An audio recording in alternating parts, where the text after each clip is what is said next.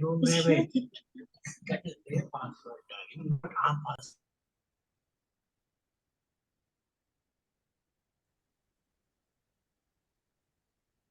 Yeah, Shireen. Hi, can you hear me? I'm not muted, I assume. No. Okay. Hi, good evening. A warm welcome to our host, Corrine, our members, and our guests. Mela, our thanks go to you for introducing and staying in contact with Corrine. Our group, Without Filters, Shireen, was I can't birthed. see you. Sorry, I can't see. No. I have taken. Somebody's speaking. I don't know who. Can I continue? Yeah, continue. Okay. Our group, Without Filters, was birthed in the times of online gatherings and physical distancing. What is it that makes our space distinctive, different? Without Filters invites each of us to a new way of listening in by encouraging fresh understandings of the shared content, finding new aspects and perspectives we have not yet seen, fostering listening in a space with no bias or prejudice. The topics of conversation are chosen on the shared interests of our members. Topics include, but are not limited to, the arts, wellness and well-being, marriage and relationships, family dynamics. Getting through guidelines for the meeting, please set your microphone on mute when you are not speaking, switch off video if stepping away from the meeting, and silence your other mobile devices to ensure that we are not hearing feedback or causing interruption during the meeting. This evening's presentation is followed with a Q&A session. You may ask in person by using the raise hand icon or post your questions to me, Shireen. Being mindful of time, I'm giving you a very brief introduction to our host, an awesome trailblazer. I'm introducing Corrine as a dream catcher, the writer, the philosopher, activist. The Dreamcatcher Corrine initiated and sustained groups at local, regional, and international levels. The object was transformational politics facilitated through the caring and compassionate communities, Seeds Collective and Emochana, based in Bangalore, the Asian Women's Human Rights Council, a regional network of women and human rights organizations in the Asia-Pacific region, and El Thaler International in Tunis, North Africa, working in the Arabian and the African regions. The writer, Corrine, contributes to several journals and books on the universality of the human rights discourse and alternative imaginaries. Corrine, the philosopher, activist, created and shaped the courts of women. Organized across the global south, the courts of women are courts of conscience. The main functions of these hearings is to allow an opportunity for participants to relate experiences that are not widely publicized by traditional media sources and public discourse. It aims to challenge dominant public discourse by pointing to contradictions between principles of human rights and the experiences of women.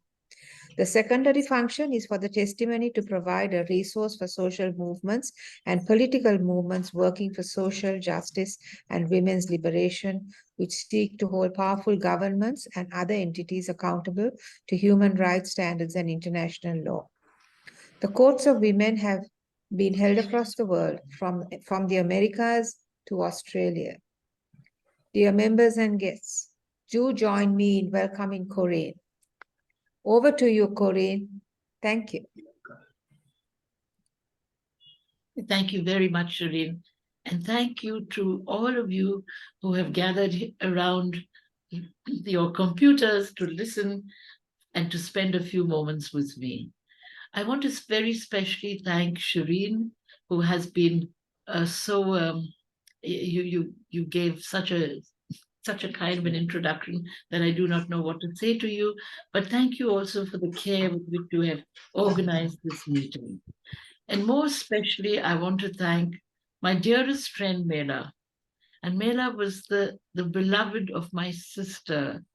She was her dear friend right through school. and right up until now. I lost my sister a few moments ago, I feel, and Mela has been there. And so I just want to dedicate these moments with you to Mela and to Shell, my sister, with much love that I have for both of them. I want to, when I talked with Mela the other day, and I talked with Shireen also, and I said, what do you want me to speak on? And they said, Mela said, can you speak on the courts of women? And I thought, well, the courts of women, and that I'm just writing some books on the South and the new meaning of. And so I thought maybe I'd talk to them about what is this new meaning of the South to begin with. The South then, not as the third world, not as the developing countries, not as the poor countries, but the South as the civilizations, the cultures of Asia, Africa, Latin America, the Pacific.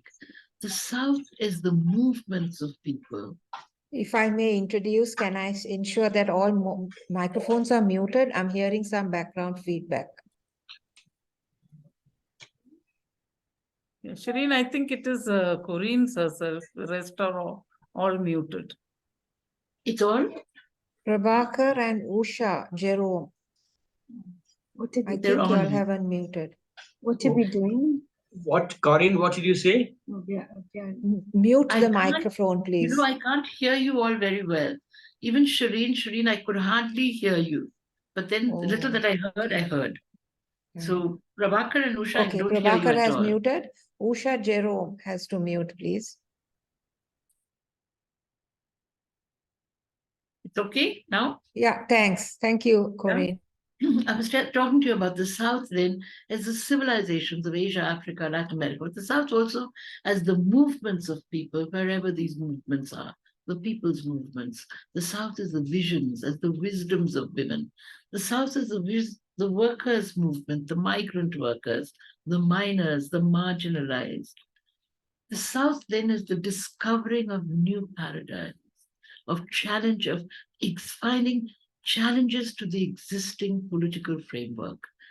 The South then is breaking the mind constructs, as seeking a new language almost to describe what it sees, what it perceives, refusing that the one objective scientific paradigm is the only paradigm. The only way to know is the objective way to know. And therefore, the discovering of other cosmologies, the discovering of other worldviews, the South then as an insurrection of these kind of subjugated and silenced knowledges. That's what Michel Foucault says. The South, see the South then as the insurrection of subjugated knowledges. The South not only is finding new paradigms, but also inventing new political patterns, creating alternative imaginations. The South then as a new imaginary. The South is a new political imaginary. I know you'll think I'm just dreaming. I'm talking about dreams and wind and mountain and things like this, but I'm talking about real politics. I'm talking about real politics and where we are today, because the courts of women take me to the children in India, the children in Soweto. If any of you are from Soweto, any of you listening there are from Soweto, Soweto is where, Winnie Mandela spent the last days, the last years of her life. And I went to Soweto there, and there was the congregation of the mothers of Soweto.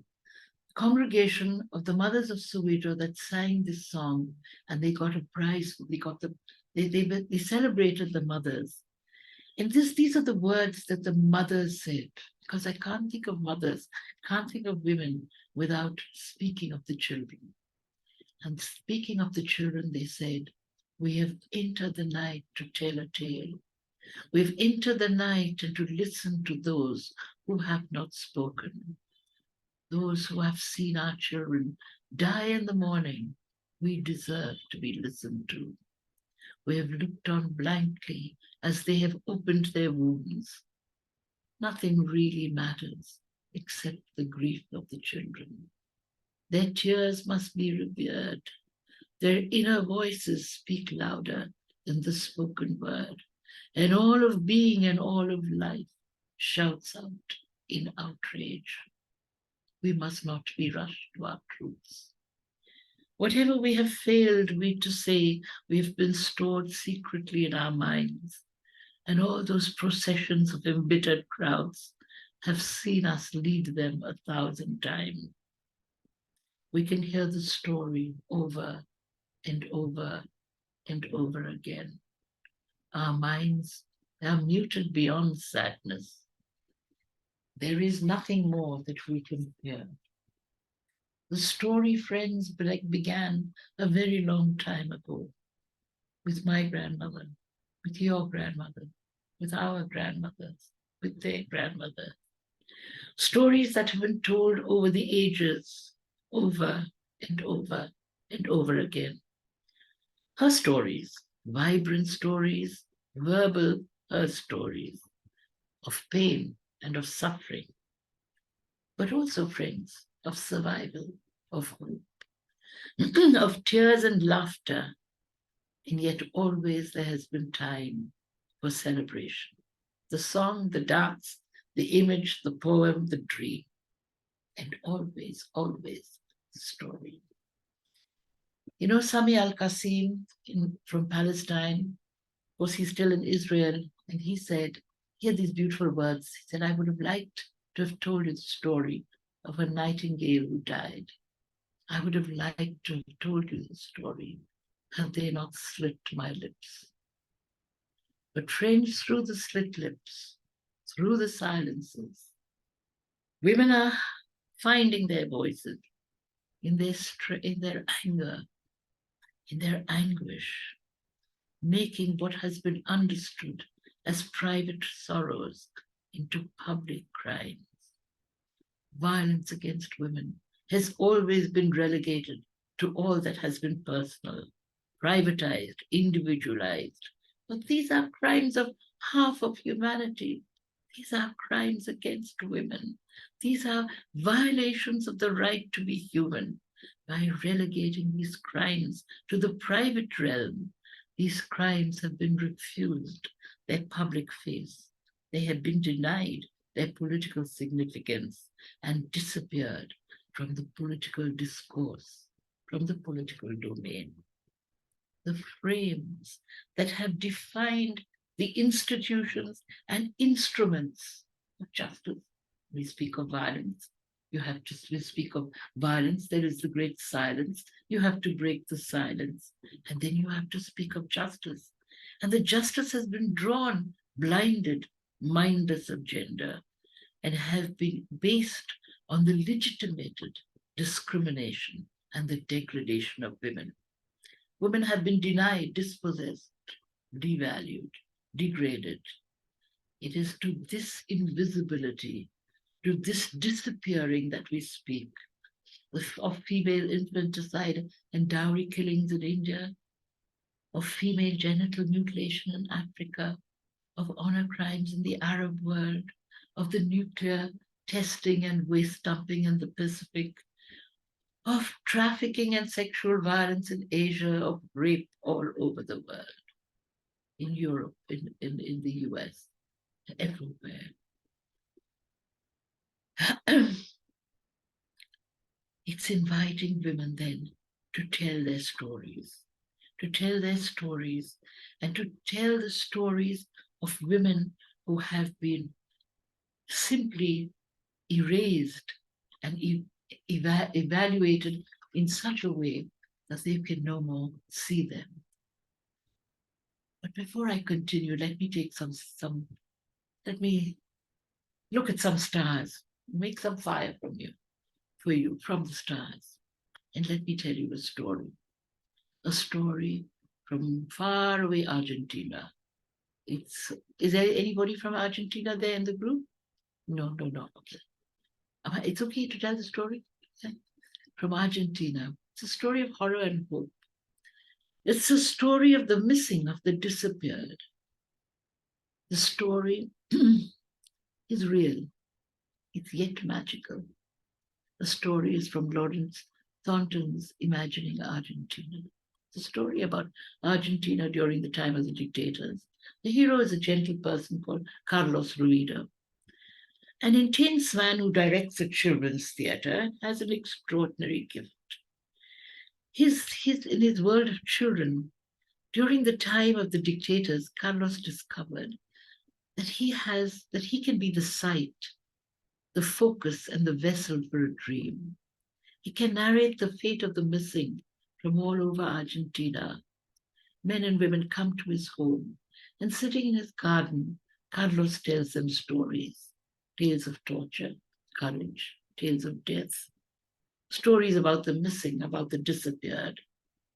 Only the imagination, says Carlos, only the imagination stands between us and fear. Fear makes us behave like sheep when you and I, friends, should be dreaming like poets. As a regime, only the imagination, says Carlos, stands between us and fear. Fear makes us dream like sheep when we should dream like poets. As the regime becomes more violent, it is the women who object. It is the women as wives, as mothers, as daughters, as sisters, who congregate in silence in the Plaza de Mayo. Silently, each carries a placard announcing or asking for her missing brother, her beloved husband, her lover. Silently, each woman walks quietly, sometimes holding hands. It is just not an act of protest, friends. It's just not an act of protest. It is a drama of caring, each listening to the other's story, each assuring the other through touch, weaving a sense of community. The community grows and the men join them.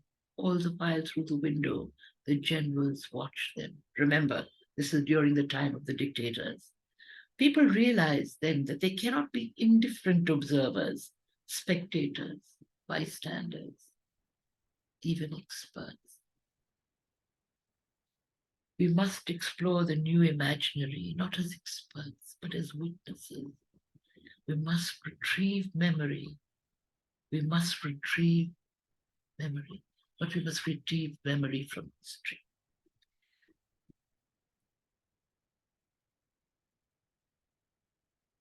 Remembering and retrieving memory invites us then to explore this new imaginary as spoken by different voices in different languages, through different cultures, through different civilizations, and through the different universalisms that underline the political philosophies of our times. We need to imagine alternative perspectives for change, to craft visions that will evolve out of conversations across cultures and traditions, offering critical and creative challenges to this dominant cosmology and to these dominant discourses of science and technology, of development and democracy, of poverty and privilege, of the colonization of our economic and political structures, of the militarization of our minds, but also the militarization of our imagination. We must remember, friends, you and me, the ways that we have survived.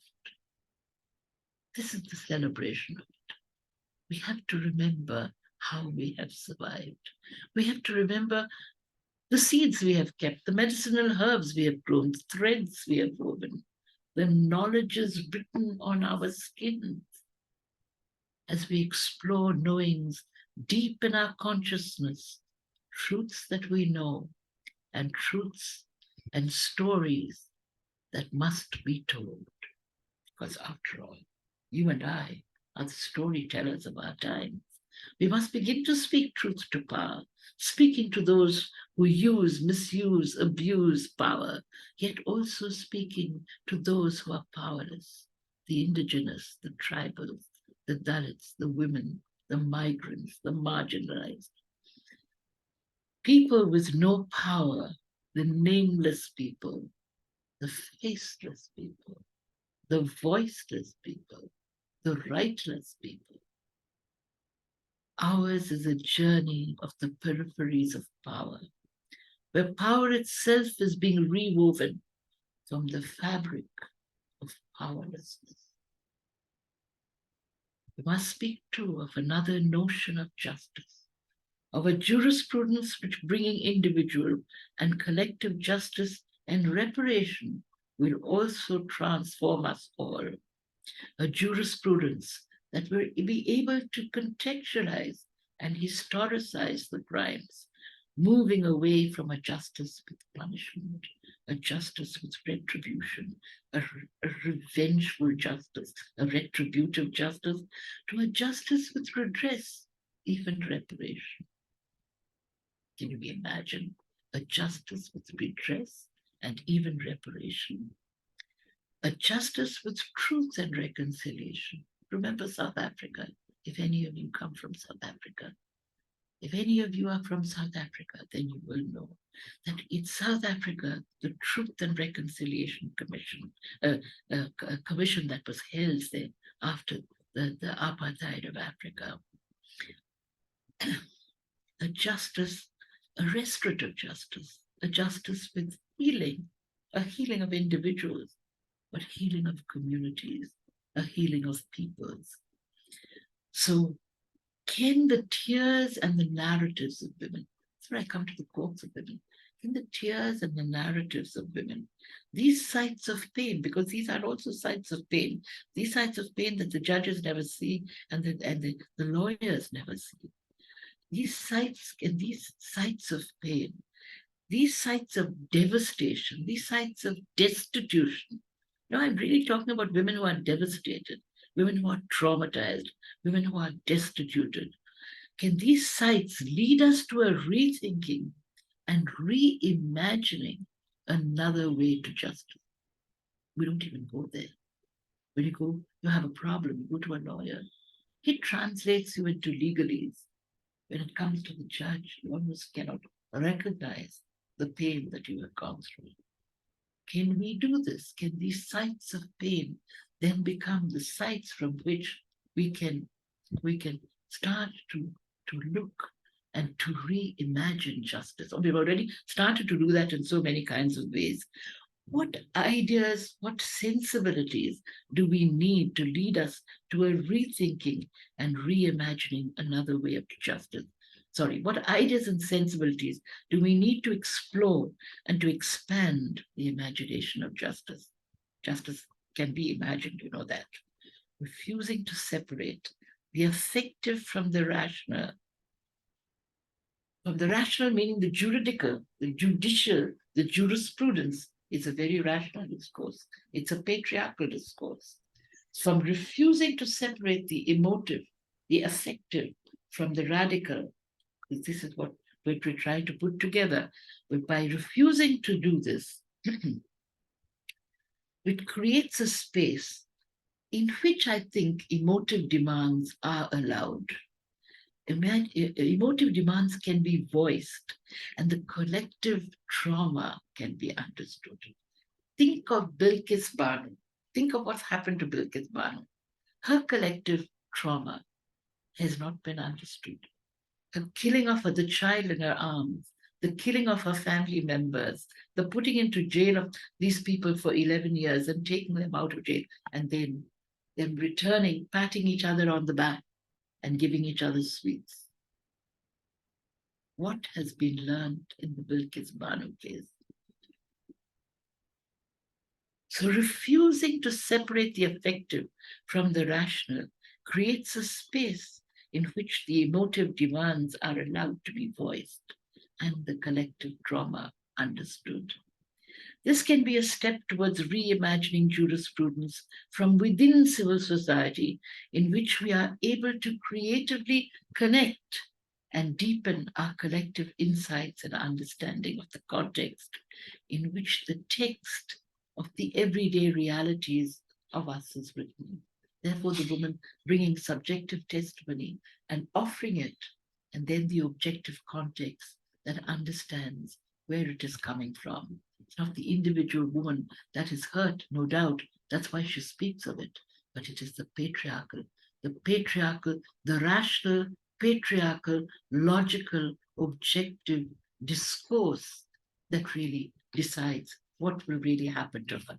Now, I really do not know if there are more of you there, or should I continue? Rekha, can I ask for your kind of, because I see that Mela has gone away.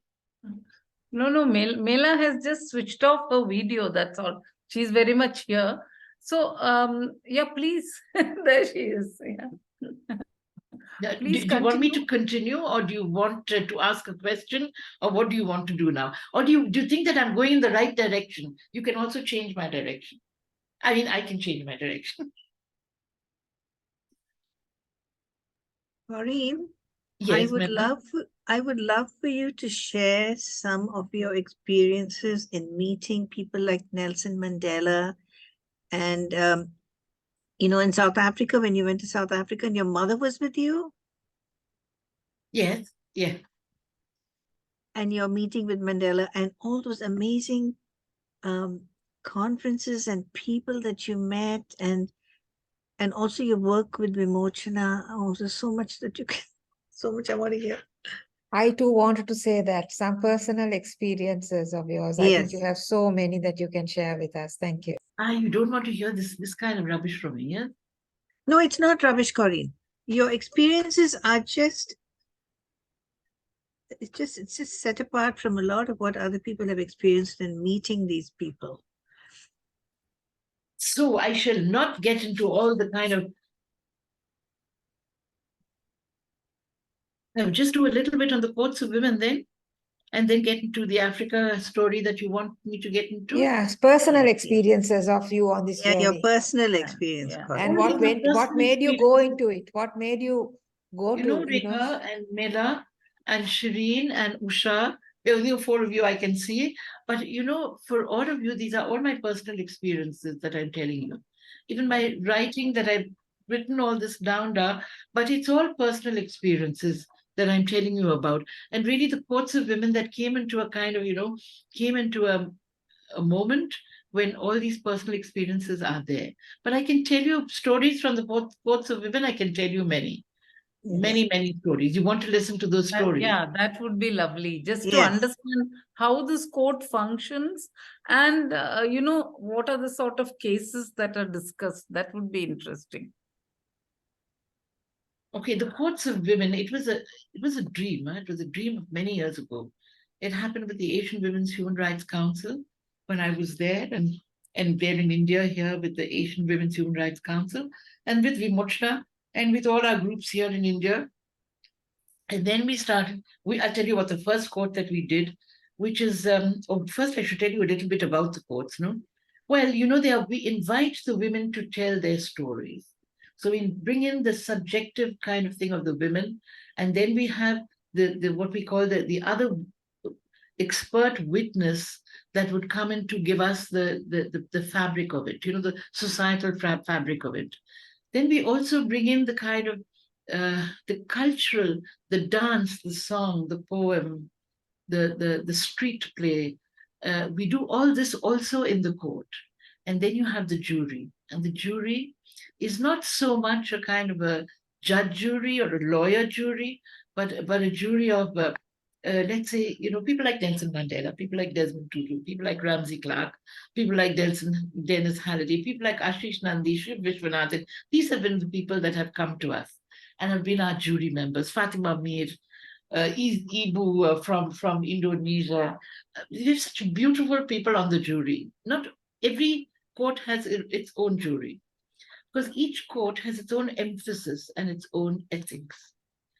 The courts are also trying to offer another way to do ethics, another way to bring back ethics into politics. Because today you have a political discourse sans ethics. You have a political discourse that could be very ethical when you think in terms of human rights, of the rights of everybody has a right to live, everybody has a right to this, everybody has a right to everything. But then when you mix that everybody is, oh, we're all equal, we are told, that's the political drama. The economic drama is makes us all unequal. Few will have and many will not have. The few are rich in India, the many are poor. The few are rich in the US, the many are poor. You have the housing. I tell you about the US people. There's nobody there from the US. Okay, Mela and Rekha, you are there. The housing, people who are looking at the homeless people who are looking at people with no rights at all, no roof over their heads. They sleep on the roads in Pennsylvania, in Philadelphia, in California. I've done courts in Philadelphia and California, 2 courts we had there. But let me go back to the beginning of saying where we started the court. We started the court in Pakistan. We have our own dowry burning, throwing acid on women, all kinds of things. Almost every day, we have a new dowry case, a new burning case. Somebody is burnt, somebody is something in India. But we did the first court in Pakistan because in Pakistan, we had a wonderful group there called Simor. They were in Lahore. And Lahore, she got the foyer of a hotel. We had 500 women there. And the first court, I mean, it was first, I say the first court because we were so nervous about really doing the court. The court was just in our imagination. We have to do a court. Why did we come to the court? Because we had been doing all these cases in India for 20 years and nothing was happening. Dowry cases, every dowry case was almost dismissed on everything. So we started to think of, we should have a court of women. And that's why we called it the Court of Women in Lahore, where 500 women came, sat at the hotel there, and we held the Court of Women. And there were so many testimonies that would have ripped your heart in pieces. But I remember one of Mehbooba, and I want to tell you her story. Mehbooba came covered completely in a black chador, and she stood there. And she was telling us, she was bringing her testimony. And her testimony that spoke of how her husband, who had married her some years ago, wanted talak, talak, talak. And he just said to her, I'm going to divorce you. And this, of course, he said it in Urdu, talak, talak, talak. And then he ripped her chador away from her and threw acid on her face. And I cannot explain to you the horror that everybody felt in that room. There were just 2 holes for her to breathe. Then somebody asked her, why did you do that? Because she ripped her chador off and we saw her face. Why did you do that, Mehbooba? And she said, because I want you all to remember. I want you all to speak for us. That happens in Pakistan, it happens in India every day. We have women burnt for dowry, burnt because for any little kind of anything, throwing acid now upon women. This was something that I can never forget. I could also never forget another court that we did in Japan. That was in 1992. We did the court on what was called the comfort women. Do you know about the comfort women? Do any of you have heard about the comfort women? Yeah. No? Comfort women was, let's say it's the Second World War, maybe all before you were born. During 43, 42, 43, 44, 45, 46, 47. Those years where the Japanese in Asia, they were the invading army. And the invading army invaded our countries, these many countries in India, and took away, kidnapped young girls from 12 to 17. And they called them the comfort women. They had to give comfort to the Japanese soldiers who were fighting and who were to be so brave. And they just were the sexual slaves of the Japanese army. That's what they were, sexual slaves of the Japanese army. And we started to hear these things. We started to read about these things. People were writing about it. People were doing some research about it. In the 90s, 91, 92, Nelia, my dear colleague from the Philippines, was passed away also. She wrote and was finding this, and she kept sending us things and saying, "No, this woman has been raped, and this woman has been a comfort woman." And then one day she wrote and said, I found a comfort woman. You have to come. I was there in the Philippines when the first interview of this comfort woman happened. Her name was Rosa, Lola Rosa. Lola is grandmother. We all call them grandmothers. And we were just three of us were there to meet her because she didn't want to meet anybody else. Three of us were there and she walked in.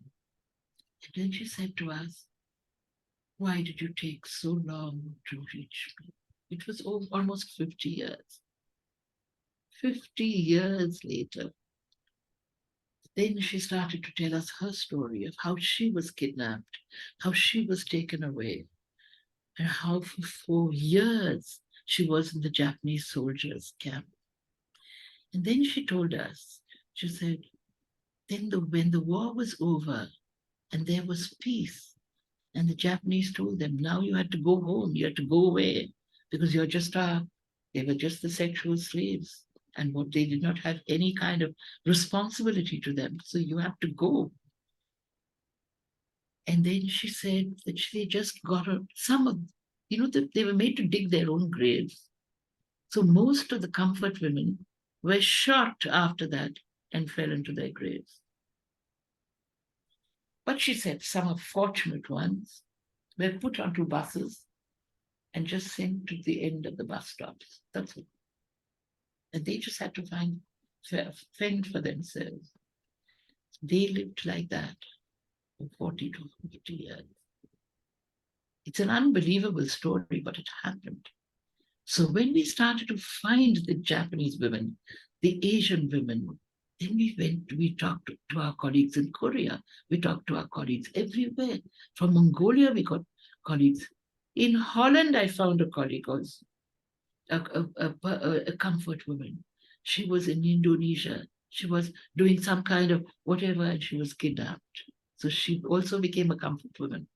And then then we said, we're going to have the court of the comfort women in Japan. We must hold it in Japan. And this was, of course, the intelligence of my Filipino colleagues, because they worked so hard, and the Japanese colleagues also. Mika, this one, that one, and everybody. And we held the court there at the University Hall. 2,000 women sitting at that court. And I remember particularly I remember so many all of them and their faces and their stories. But one woman stands out, and I always keep thinking of her all the time. She'd come from the Philippines. Nelia brought her. When Nelia brought her to the Philippines, she said, she is so nervous, but she's so wonderful, and she's going to speak. So then I happened to be on the jury. It was the first, second court like this. So I was sitting on the jury, and I can't explain to you the silence. You could go with the silence in Japan. It's not like how we could be. I think we could never do a court like this in India. But we have done 5, 7 courts in India already. And people were silent. But in Japan, it was the first time that I heard 2,000 women. Were there really 2,000 women there? I thought, and they weren't really 2,000 women. And not a woman was speaking or moving. And then this woman went up. Lola went up. And then I thought, now she's going to tell us her story, her testimony of the violence of the Japanese army. And then she stood up and she looked at everybody. There was nothing for 5 whole minutes. When you're standing waiting for somebody to speak, 5 whole minutes is a long time. 5 whole minutes, nothing happened. We were going to the 6th minute. Then I thought I must call Nelia and tell Nelia, let's get Lola off the stage, because she's probably, she's just too sad to do it. And then suddenly there came this whistling of one bar of music, and then the second bar, and then the third one, and the whole verse. she whistled this song. It was a perfect whistle. And she said to all of us around, that was the tune that he whistled every night as he crossed that bridge to rape me. It's raped 1,000 times.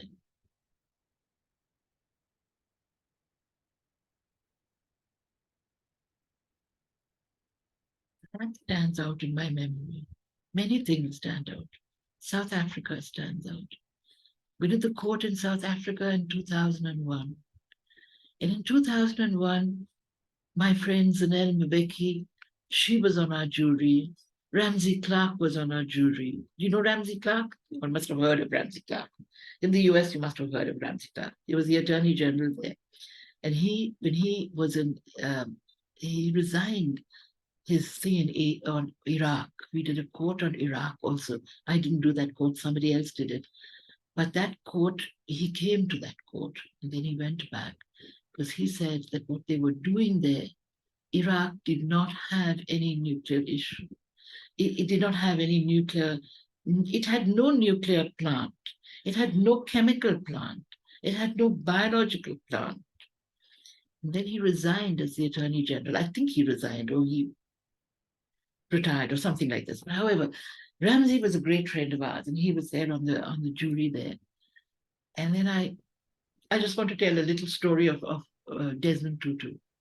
You know, Desmond Tutu and all of them, they had done the Truth and Reconciliation Commission in South Africa because of apartheid.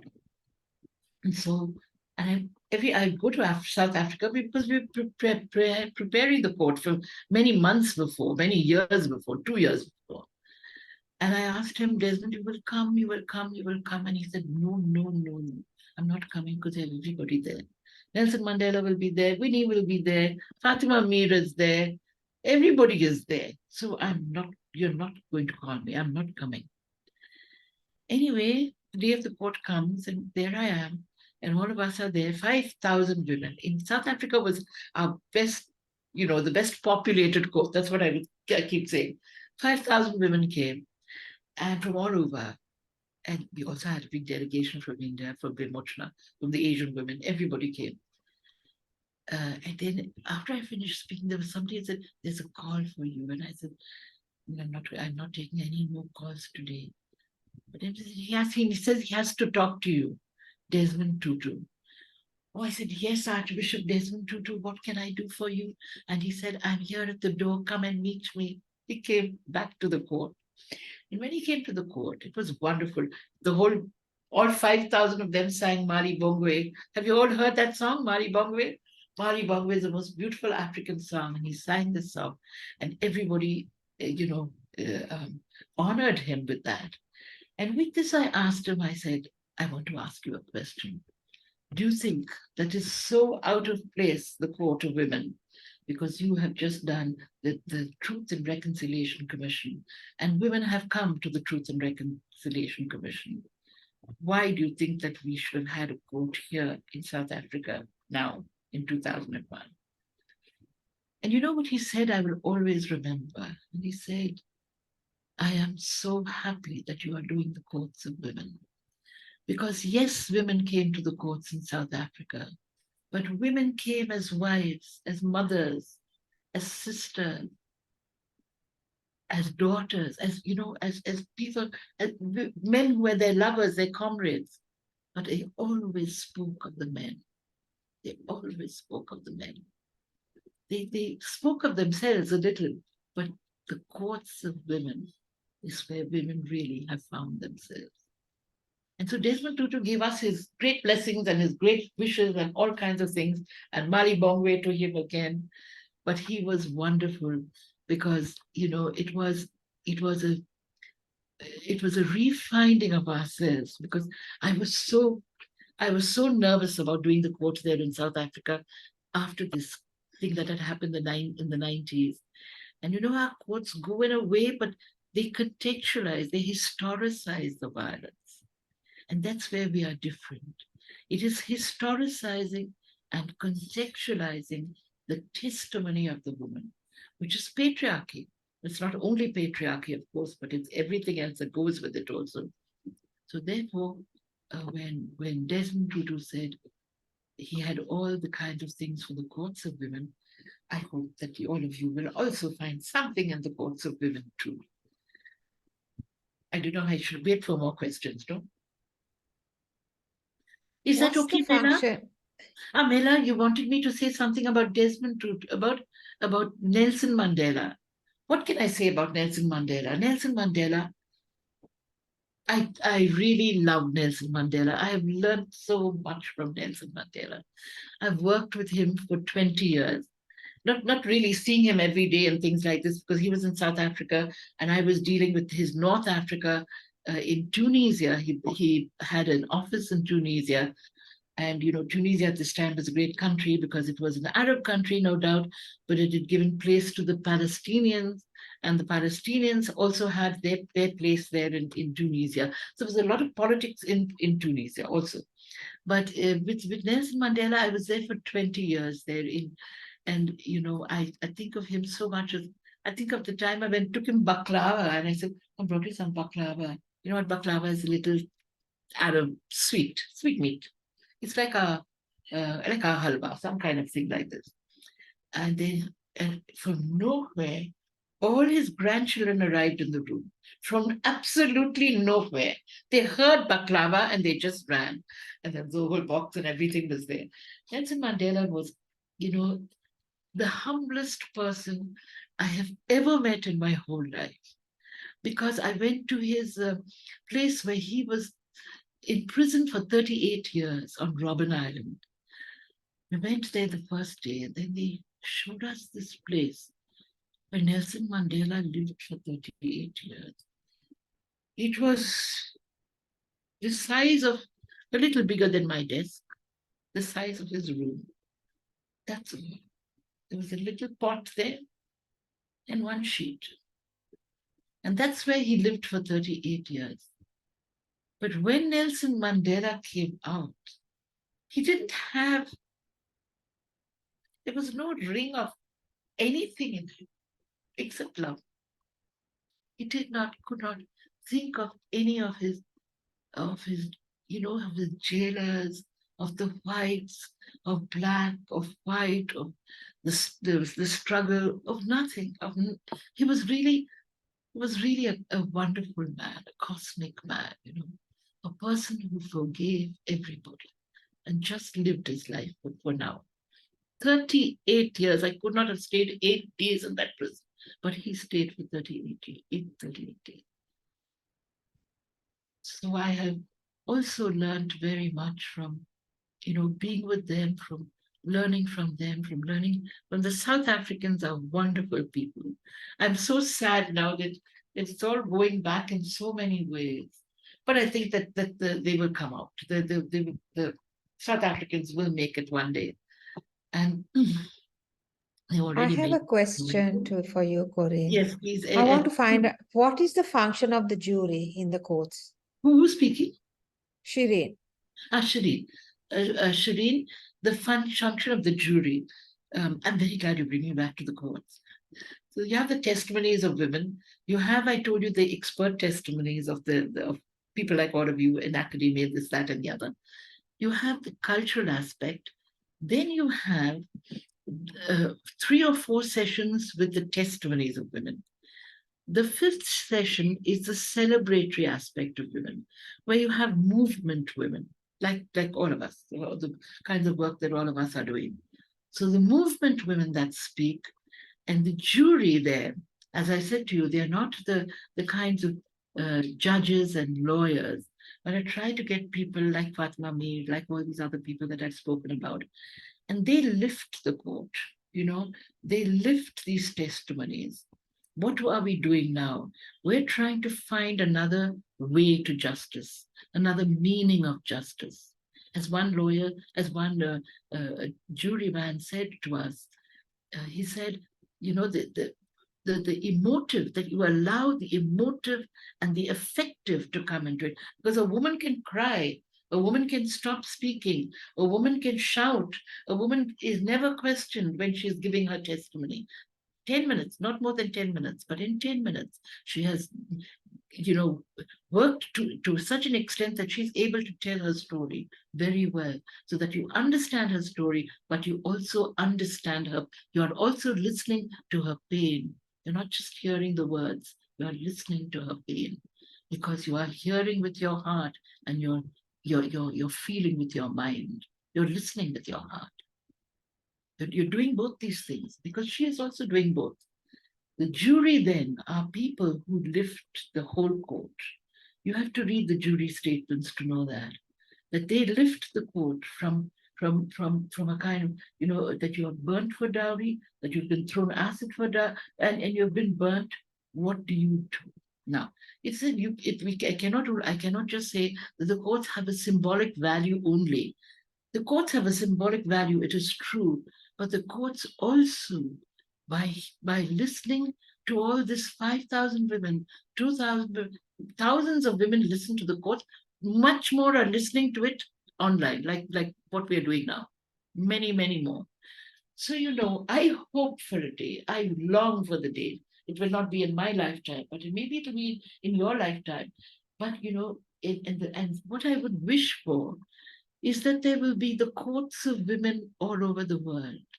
Because the courts of women, friends, I am now started to learn now that you had something that they call the courts of love in the 13th and 14th century in France. And then you have heard the story of Antigone and her brother. But I would not tell you that story because it's too long. However, the courts of women are trying to do something of what the courts of, I think what they've called the courts of love did, but it's not that, because we are dealing with dams, with mines, with nuclear issues, with all kinds of things like this. So it is also saying that we are trying to go to challenge the dominant way of going to justice, the way to justice, the methodology of justice, the concept of justice, the thinking of justice. Justice is for justice is with punishment. You've done a crime. You've committed a crime. So you need to be punished. You need to be arrested. You need to be put into death row. You need to be there in solitary confinement, and death is your answer.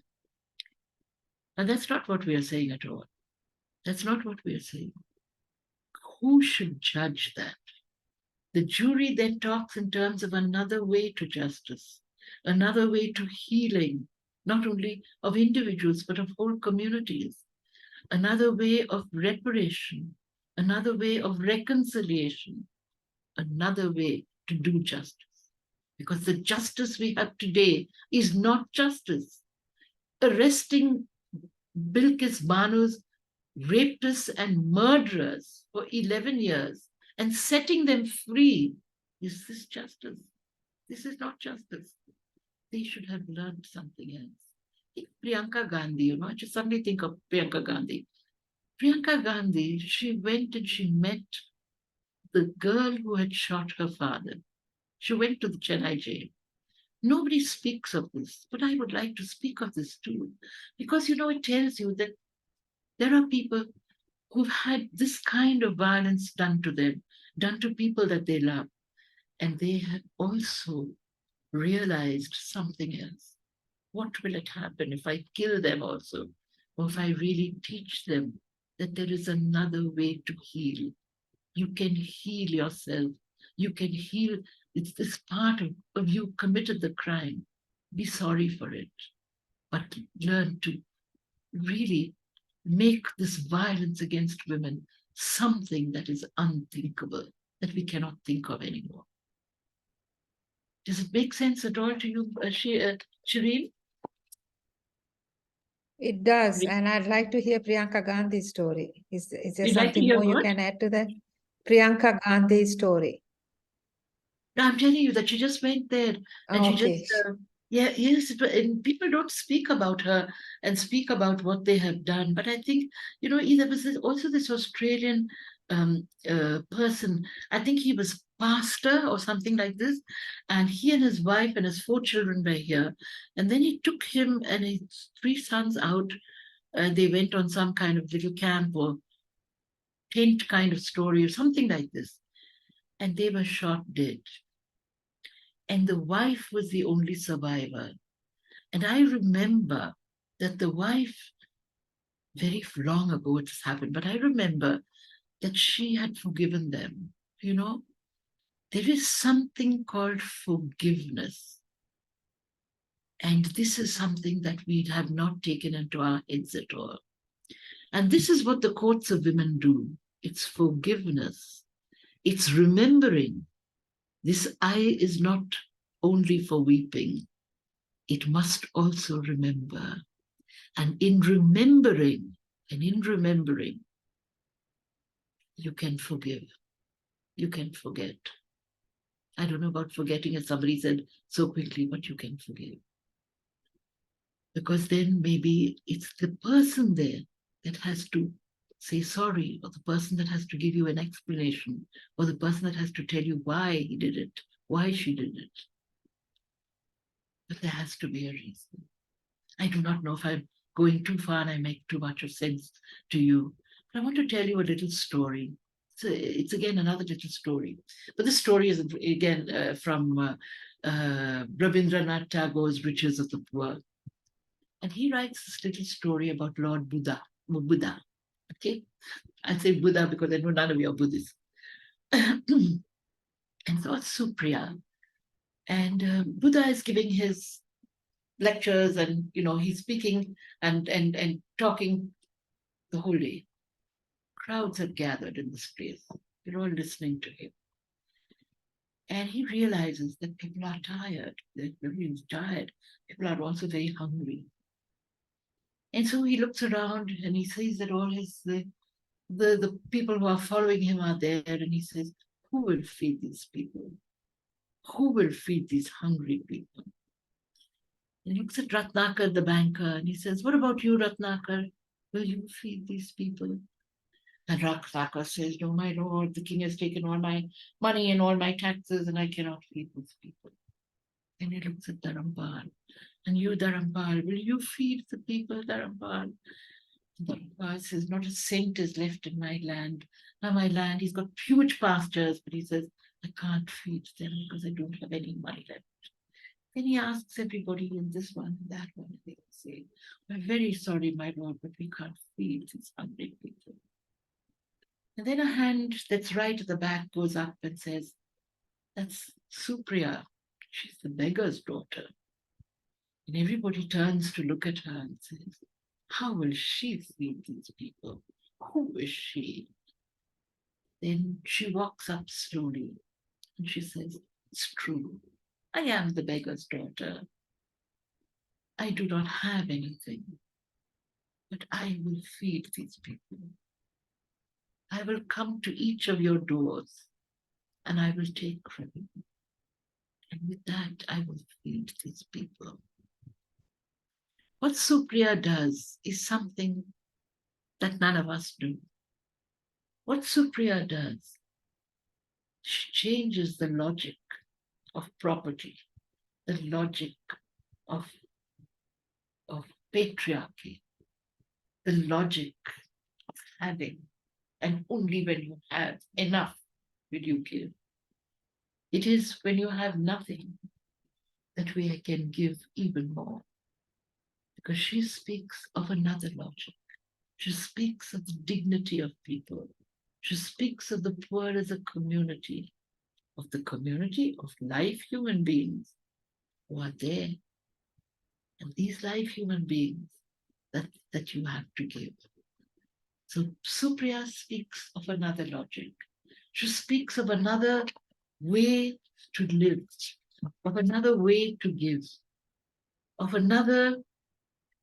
her actions that refuses the logic I told you of property, of profit, of patriarchy. It speaks to an ethic of care. Supriya is speaking to an ethic of care because she sees the poor as a community of people in a relational way, not as separate units.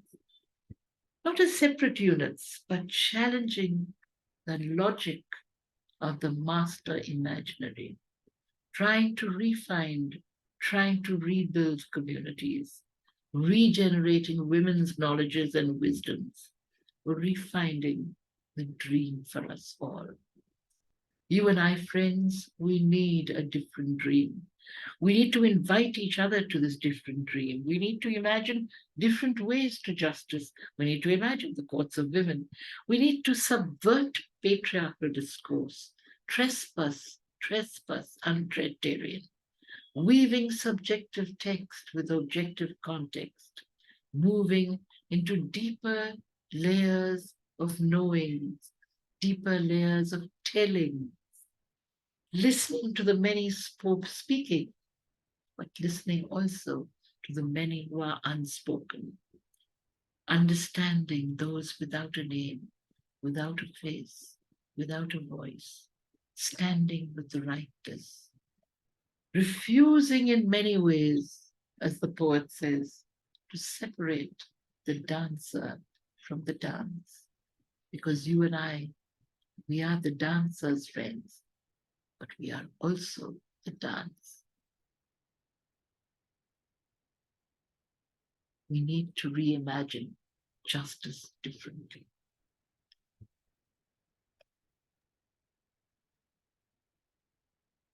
Did I speak too much? No, it's such an amazing story. It's really, and so poetically and lyrically you have expressed yourself. We felt we were just flowing along with that. So I want to ask you, tell us a little bit about yourself. How did you come to be here, come to think of this women's court? And I mean, what is your journey? You really want to listen to this? Yes, yes. I mean, like you said, we are all the dancers and the dance. How did you dance this and become both? That's a question. Oh, Rekha, you are asking me a question. Then I will have to go into where did I start this even? I mean, I could start with Vimochna, when I started Vimochna, but this is already halfway through my thinking of it. You know, I was going in a different direction, completely a different direction. I was going to academia, and I was doing to the foreign service. I was going to do things like this. And then I went to some kind of seminar. It must have been so boring, I think, because I went to I picked up I want to get myself a cup of coffee, and I saw all these bunches of young men standing there. I was young, I was 21, 22. So then I said, oh, these are not very, very enjoyable people. Let me look for an older person. And I saw the old man with a gray beard, and I sat down with him to have my coffee and my tea. And that's when I think when I think of my moment when your life changes, it was that. Because he said to me, what are you doing? And I went ahead telling him all that I was doing, very proud of myself. And he just looked at me and he just laughed. Ha ha ha, he said to me, what are you doing with yourself? I thought you had a brain when I heard you in the seminar, but now that's what you're doing. And then he said, this is where I stay. And he took a paper serviette and he wrote his address out, which was not far away. And he said, you just take this bus and you come there and I will be there. And I have some volunteers and you can see what I'm doing. But he laughed so much at what I did. And he also made a lot of very sarcastic remarks to me and said, I would just write books and put it there and people would read it. And what would they do with reading this anyway? So then I went home and I had this long bus ride home and I thought about it. It's the first person really in my life who told me a little bit that could be the truth, but need not be the truth, because everybody had said how wonderful I was. Picked up my little ego, was in little bits on the ground, picked up my little ego, picked up whatever, and went home. And I found myself telling my mother that on Saturday and Sunday I was going out to see this person. Sure, my mother, of course, had a fit. Mela knows my mother very well. She had 10 fits, 100 fits. She told me, if I go, I'm not coming back. That's when the whole thing started, I think, because I went for 2 days and I stayed for 2 years. And I gave up everything that I was doing. And I started to just walk with these 30 volunteers we were. And I walked in the villages and I worked with the women and I worked with the children. And I learned to eat ragi and chili. And I can eat anything today. But I tried to eat ragi and chili. And I lived a very simple life for 2 years. And then, that was the time of the Naxal movements and everything. So then I started to get very involved in Marxism and things like I was 21, 22. And I was come back and I joined a Trotskyist group. And then we started the Center for Development Studies. Then I started the collective. Then I started Vimochna. And then from Vimochna, it went to the Asian women. From the Asian women, it went to all kinds of nuclear disarmament and human rights work that I did at this time also. And then I went away. Then I did the Asian women, worked in Asia, in different countries in Asia, Philippines, Nepal, Pakistan, India, everywhere. And then took me to El Taleb, which was Nelson Mandela's place. And I continued to work, continued to do this kind of work. Does it answer your question in any way, or did I sound Yeah, you did. as So the wind? who was that person who was the catalyst to this The life? person who's, he was a Jesuit priest, and he was a Jesuit priest. Then he married and he became an ordinary man. But he was Father Ferrer. I don't know if you heard of Father Ferrer, but if you're from Bangalore, you may have heard of Father Ferrer because he had organized who had he organized? The farm workers, the landless laborers in Maharashtra. And the Maharashtra government had sent him out. And then Brahmananda Reddy, who was the chief minister of Andhra, invited him back again to come to Andhra and to work. And so this is where I started to meet him in Anantapur in Rayalaseema district. This was the drought area of Andhra. That's where I met him and that's where I worked. And that's my story. That's a little bit of the story. It really is inspirational, honestly. At the age of 21 and 22, to launch off into something like this and make it your life, that's amazing. Well, you're not far from 21, 22, all everybody. And you can be 21 and 22. I am so old now, but I'm still working. You can imagine how everybody tells me I should stop, but I don't stop. I still work. Have you seen the books I've written? Have you seen these books? Asking We Walk, because you didn't say anything about Asking We Walk. So I just wanted to know, because then Mela has the books, I think. I've written these 4 books, and that came out of, again, being in Tunis, I just wrote to people and said, people that I met, people like Prabhu, people like Shireen, people like I like Rekha, I like Mela. I would say to all of you, would you write for me for the next book? And then I would go to these seminars and pick out the ones that had really written something that was apart from what we were really discussing. Somebody who was just doing the sideline of it. And these are the people that have written in these books. So the books that I have, and if any of you want these books, tell me. I would send it to you with great pleasure. I will send you these books.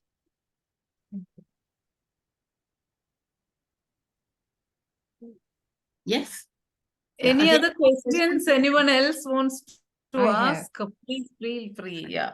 Have you had any sort of collisions with the judiciary, the official judiciary, governments? I mean, what kind of head-on things interactions that you've had, things that have not really been favorable? Many, Shireen, many. One is, I'll tell you something, because we're doing the courts of women, the judiciary, they did not, at the first court that we did here in Bangalore was for the Dalits. The Dalit, you know what the Dalits are about? The Dalit caste? Yeah. The Dalits were in fact, they're seen as the outcast. So we did a court on the Dalits in 1992 or something, 1993 or this was. Then we did a court on development, the Speaking Tree Women Speak. This was a very good court. because and many people today are looking at the development thing of the development of the dominant people who are in the dominant discourse, speaking so much of development and saying that what we need talked about was the maldevelopment of people. So development was undevelopment. So we did a speaking tree, women speak, and women speaking from development projects that we found, development issues that we found, migration issues, all the kind of issues that we did it in the development court. What was your question with the judiciary? For this, many people, many lawyers came to that. It's strangely enough, but lawyers did start to come to us. And we started to go to them because we started to speak of women and the women's cases that we have. Some women's cases, we do our own negotiated settlements. Some we do in the courts of women. Some cases come to us already filing something is filed against them, or they file something and then they want us to continue with that. So we also go to the courts for that. So yes, we have a kind of a double kind of thing with the courts. So the judiciary appreciates some of the things we do, some of the things not. Because the Vimochna is also involved in the writing of the laws. Let's say the dowry registry, the dowry law. For all these years, we have worked with them. The trafficking law, we have worked with them. The sex workers law, we have worked with them. With all these laws that we are doing, we are in the discussion groups with them.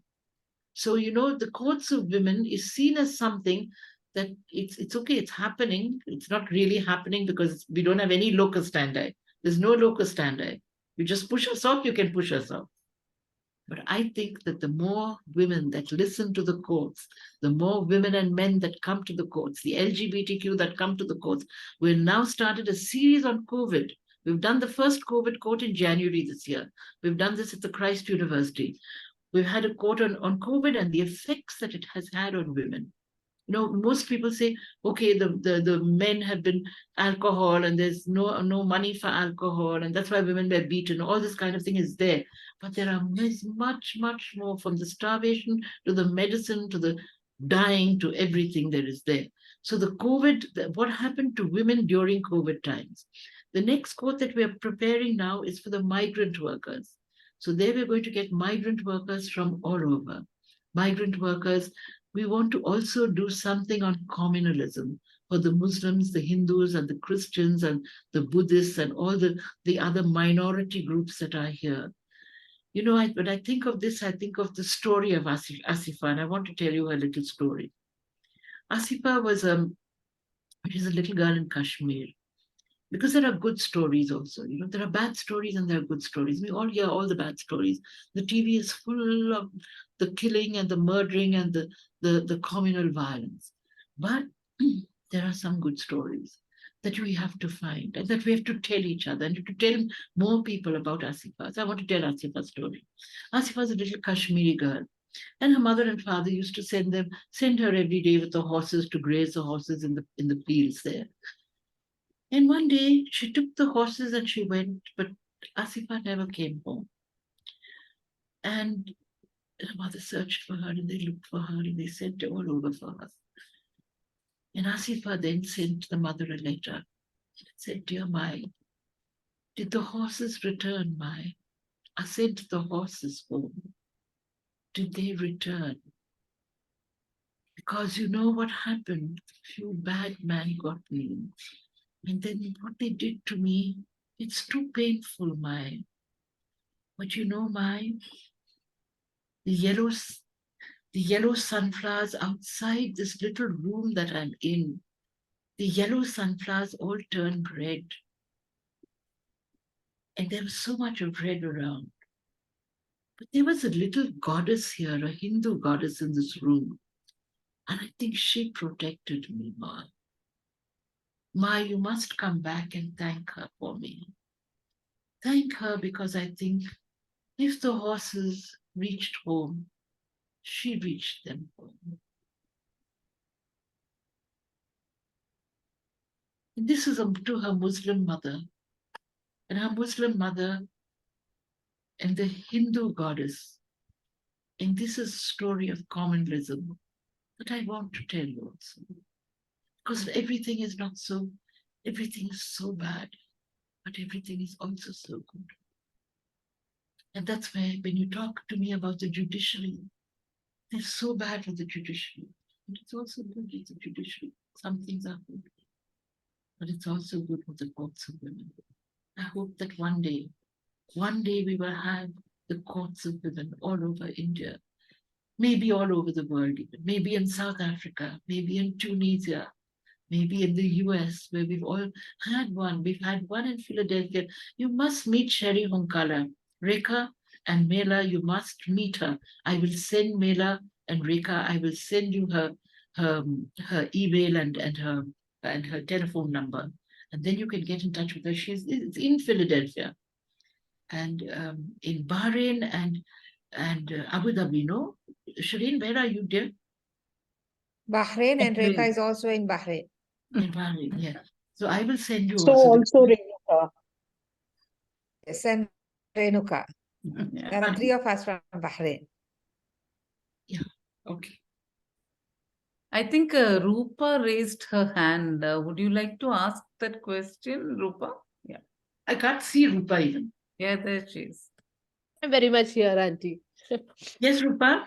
Yes, very, very nice to hear from you. I always wanted to, listen to you. I think you're some of the stories we have spoken about.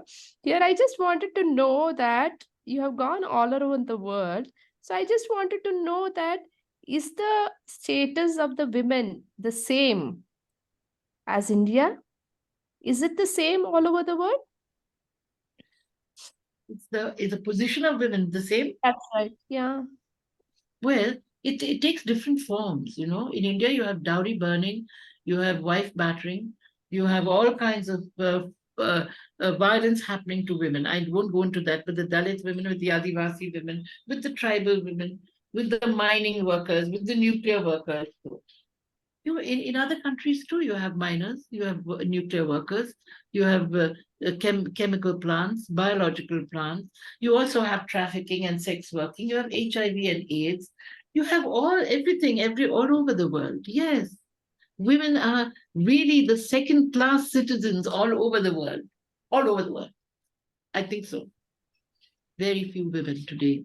See, Domestic violence. just look at Modi's cabinet, Baba. Look at Modi's cabinet. Look at Modi's union ministers. Look at all of them. How many women do we see? How many women do we see? So you say it's that the power is still lies with the male. patriarchy, yes. Yeah. Because the whole discourse is so patriarchal, it's so male-oriented, male preferred, the male is preferred to the female. Therefore, logic is preferred to the illogic, reason to compassion. Because compassion is seen as the women's point in our consciousness. There are 2 points in our consciousness. No? The masculine and the feminine point. And The yin and the each yang. one of us have the masculine and the feminine. But it's the masculine that we give a higher order to, rather than the feminine. But the masculine also can raise the feminine. I know from very compassionate men, some very feeling men, some very articulate people who are also men. And this doesn't make them feminine at all. And when I speak like this, sometimes people say, you're really like a man, do I speak? But I don't think I speak like a man. I don't think I'm a man at all. But then this is how it is. You have the masculine and the feminine. And when we see a person, when we listen to a person, I hope that all of you are listening with both your points of your consciousness. You are listening to me with your heart and feeling me with your mind. Have you tried that? Try to feel me with your mind and try to listen with your heart. And then you will see that difference that is there. So that when a testimony comes, and we ask the testifiers, please speak as you speak. Speak from your heart. And when they speak from their hearts, then, we can move closer to a point when violence against women can become unthinkable. Can you imagine your great-granddaughter from now saying, I heard there was something about violence against women when you were a young girl. Is it true?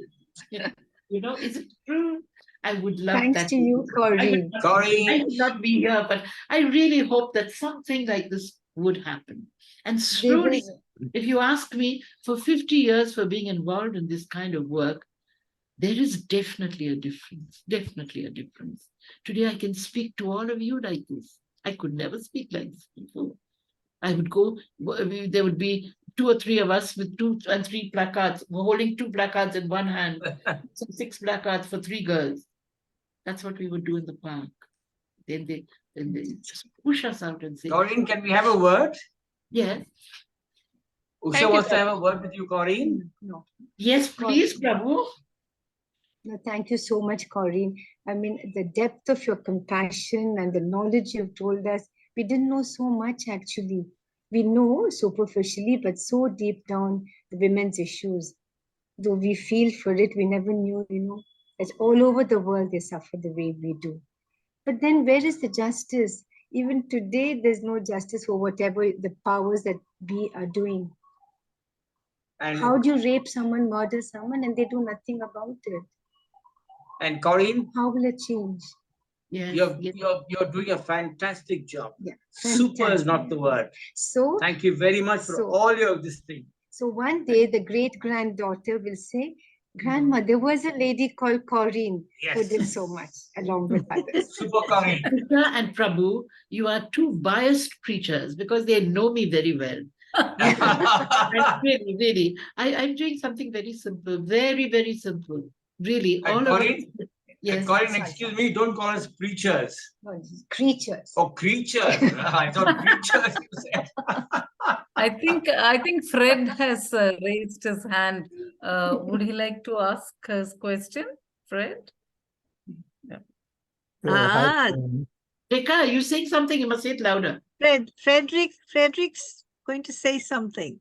Yeah. Frederick Lazaro. Hey, Corrine, can you hear me?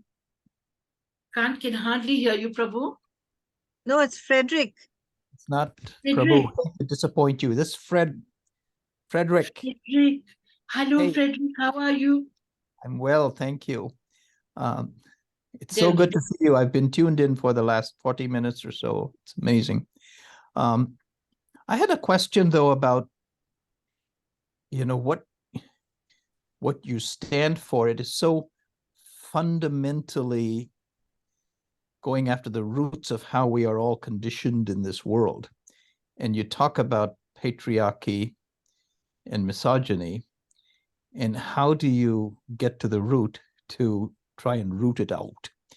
And I would argue that it will take the education of young boys to begin to change the mindset in the first place. You and I, we're children of mothers who were strong people. In fact, they were friends. So where do you, how do you start to change the conditioning under which we are all raised to become the men that we are in society across the various societies? I mean, how do you change that thinking? Frederick, we work with in schools and in colleges. I do something that I call the Open University. And the Open University is a kind of place where you can bring issues exactly like the violence against women.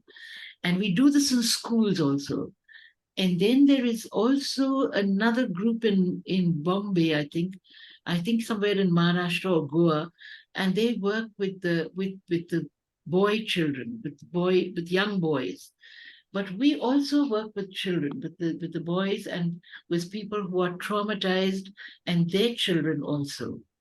But when you talk in terms of, what do you do for the regular kinds of things, it's really what we call I haven't had time to tell you that, but the marmara. The mara in Kannada means Tamil, it means tree, and the marmara is the whispering under the trees. So we also do marmaras in India. I started the marmara when I was there in Tunisia, but it never got off the ground. But here in India, we've had over 100 marmaras now. And we keep doing this all the time. And the marmaras, where young boys and young girls can come and talk about, really talk about this. And we talk also to parents about the kind of violence that is done to women and the whole question of patriarchy. So the young boys, the kind of toys that you give the young boys, you know, the guns, and the guns are always have to be aimed at somebody, and you have to shoot somebody, you have to kill somebody. So, you know, it's this kind of thing that we are trying in many ways to unlearn what we have learned. That's something that we're trying to do, Frederick, but also we're trying to go, you know, to deepen it more. And so we go to the Open University, where we're doing this with college students. I have about 12 interns at a time in Vimochana. And these interns, they choose the topic that they want to do it on. This group is doing it on media and women. And then the last group did it on parenting and young people also. So maybe you'd like to come and meet them. The next time you come to India, please come meet us, Frederick. And then I will introduce you to the groups of young people who are doing this kind of work also. And we also, we have the Open University, you know, in Kolar, we have about 100 at a time. So the last Open University we did was with 100 students from the different colleges, and they came and they did 5 days with us there. This was good. Then they come here every week or one day, or they come now for the last 2 months they've been with us. So there are different ways of doing the Open University, or we can go also to the colleges. We've gone to about 20 colleges now so far in Bangalore. They're also starting this in Bombay and in Delhi also. At least I've had people talking about it, so maybe we will start it there also.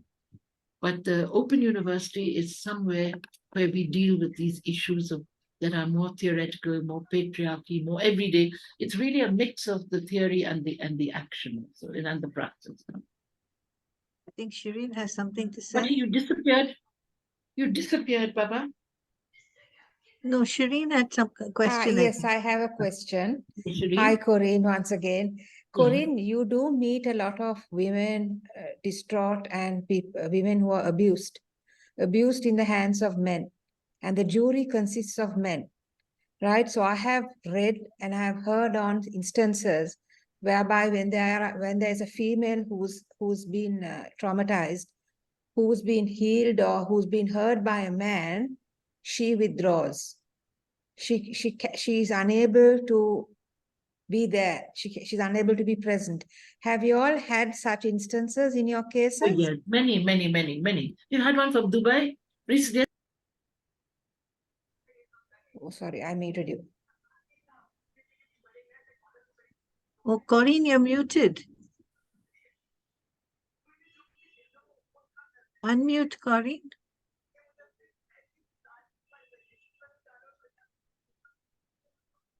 No. You just have to press that little. Rekha, she's muted, Rekha. Now, Shireen? Yeah. Yeah, speak now. Yeah, Shireen. Thank you.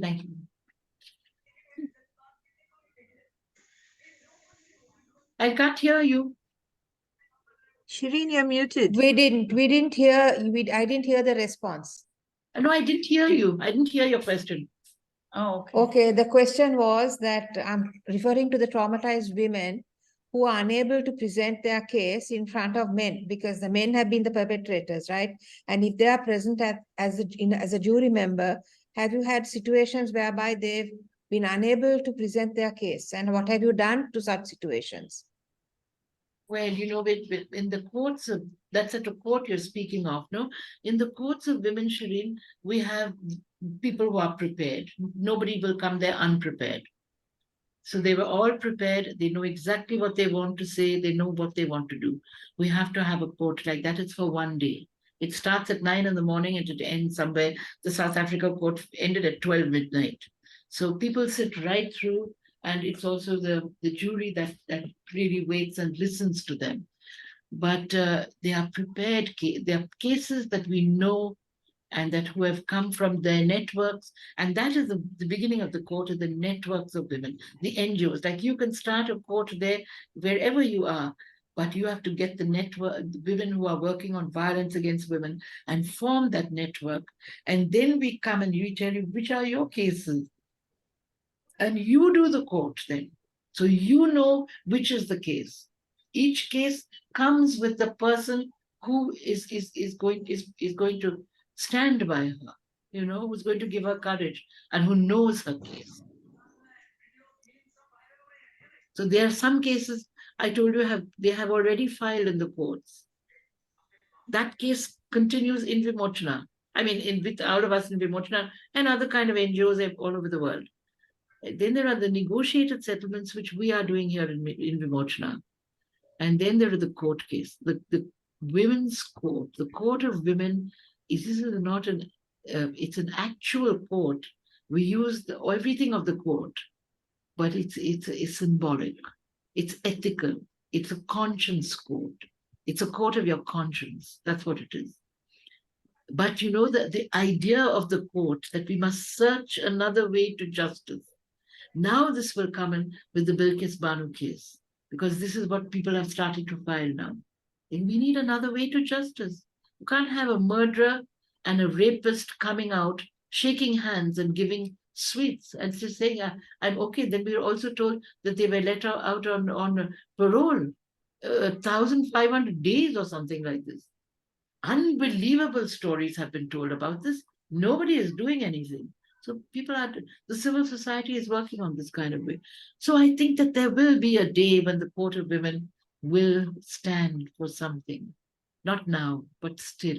We've done 50 courts in the world so far. We've even done one in China. We've done one in Cuba. And the Cuba court was something really out of this world, because Fidel Castro said, whatever you want, tell me. And we did this court in this great kind of, this great place that they had there. And we did the Cuba court on the economic blockade of the US. The US was really blockaded that day. And we did this in 2002, I think it was. And then we took some of these things to the Human Rights Commission. That's what we did with the comfort women, after the Japanese court. Because you might ask, what happens with these courts? Nothing happens. No, some courts, where it depends on the NGO that is really doing I do the courts with them, but I do it with them. And they are the people in charge. So when the court is over, like the comfort women in Japan, when the court is over, all the women who had come to the court, they came together. They brought the testimonies together, and we gave it at the UN Human Rights Commission in Geneva. And every time, I was there once only, but every time the Filipino and the Japanese and the Korean women would raise it, the whole Japanese delegation would walk out. They just walked out. One day they sat there. One day they said, okay, yes, it's true. We have done our own kind of finding, and it's true that the Japanese women, there has been this comfort women operation. We said there were over 300,000 people that we could think of, we could find. They said, no, only 200,000. And then they opened what they called what do they call this? The Asian Fund or something, Asian Women's Fund or something, Human Rights Fund. And they had it in Japan, in Tokyo. And then they went to the Philippines, and they met the comfort women there, and they gave them from the fund some amount of money. It was open for about 2 years, I think, then they closed the fund. So all the women who could get themselves together, get their stories together, get the Japanese to accept that these were the stories, were paid. Something like 20,000 US, I think, something like that. But this was done, and then they didn't say a proper kind of that they were sorry or whatever, but they did something like this. Then it went back. Now we've started it. This carries on, of course. Amazing. Then my dear friend Nelia, who was really she was really the soul behind that court and the comfort women, and she passed away in September. So, that whole work has stopped at this point. Yeah, it's continuing, but in a different way. Does that make any sense, Shri? Rika? Yes, it does. Mila? Corrine is trying to Shireen, yeah, Shireen, you're unmute and, muted. Shireen is muted. yeah, I Pardon? think we'll take a last question. Is it Camille who was I raised? don't know who's running the Thanks. show. Thanks. Yeah. Been waiting for Hi, ages. Kami. Corrine, Hi, Kami. Corrine. Who is that? Kami. Who? Kami. Camille. Yeah. Hello, Kami, Camille. man. From UK. How are you, Camille? I can't believe it's you. Kami wants to I've see your been sitting face. here for a long I time. long to talk to you, really long to talk with you. Thank Before you you very go, much, please give me your Corrine. telephone number. Okay, tell me I now. called you. Yeah, Tilt the tell me. camera down, I Kami. called you more than once. But anyway, Tell me, Camille. thank you so much. It was very stimulating and fascinating. The work you did. I can't just hear wanted you, to ask you darling. one question, which is, do you think Hello? that, hello, can you hear me? Yes. I know I keep disappearing because I'm very short and this thing is damn high. So the screen is way above my head. Do you think that the Me Too movement, can you hear me? Oh wait, I better get this louder. Yeah, we can hear you. You can ask her. No, Camille. Kami, Corrine, carry on. We can hear you. do you think that the Me Too movement has been a force of, which is caused detriment because of a level of aggressive power it seems to have, people would interpret it as, or do you think it has been a force for good? Where do you feel the balance is with the Me Too movement? One of you ask her that, Yeah. because I don't think my audio is getting through. Yeah. Shireen, Camille, would you I just tell something about the Me Too movement. You Does it what? Mela, can you say it for me? has it been a force for good or has it been detrimental? The Me Too movement. Yeah. to the interest, Ah. yeah, You're speaking about in terms of India. in terms of, yeah, worldwide. Worldwide. Worldwide. No, I think that the Me Too movement was good in a way, but it only went to people who had some kind of public, it was more people who were known. It was good in that way. It was good that people came out and said, me too, me too. But in India, it didn't catch on very well. It had a few people saying this, and then the whole thing just went away.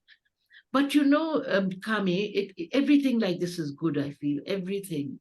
Because people can say something, and, at least some people feel that it's necessary for them, and it's necessary. And that's okay also. But in India, India did not catch on so well. I think we had 2 or 3 people saying, me too, me too. And I think sometimes it was also, it was, in one case, I know it was too much for the man, it was not true, and so many things were said. But then when you say a woman is saying it, then you have to just listen to it and be quiet a little and listen to the whole thing, So I don't know. The Me Too movement has different ideas in my head, really. But how is it in the US and how is it in England now?